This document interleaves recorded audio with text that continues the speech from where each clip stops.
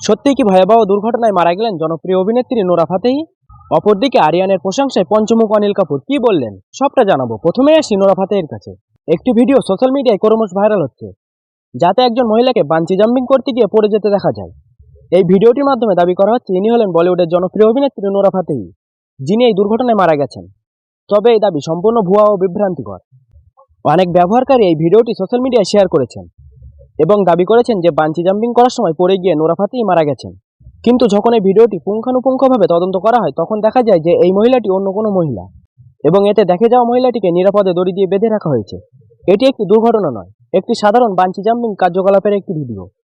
Nora Fatehi সম্পূর্ণ নিরাপদ। Nora ফাতেহির দল বা তার ঘনিষ্ঠ কোনো সূত্র এ ধরনের দুর্ঘটনার বিষয়টি নিশ্চিত করেননি। এছাড়াও নোরা নিজের সোশ্যাল মিডিয়ায় সক্রিয়।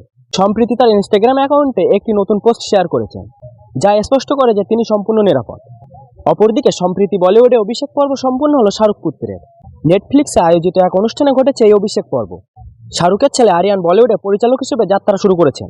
তার পরিচালিত সিরিজের নাম দ্য ব্যাটস অফ বলিউড। গত 2-3 বছর ধরেই এই কাজ করছিলেন তিনি। চলতি বছর নেটফ্লিক্সে মুক্তি পাবে সেই সিরিজ। নেটফ্লিক্স আয়োজিত সেই অনুষ্ঠানের মঞ্চে উঠে ছেলের এই কাজের কথা বললেন শাহরুখ। সিরিজটির প্রশংসা শোনা গিয়েছে বাদশার মুখে, এবার শোনা গেল অনিল কাপুরের মুখে। জনপ্রিয় অভিনেতা সমাজ মাধ্যমে আরিয়ানের তারিফ করে লেখেন, তোমার কাজ দেখে যুবক বয়সের মনমোহন দেশের কথা মনে পড়ে যাচ্ছে। শুভেচ্ছা নিও, সঙ্গে শুভেচ্ছা জানাই গোটা খান পরিবারকেই। দারুণ হলো শুরুটা। আমি নিশ্চিত the bats of Bollywood blockbuster হবে।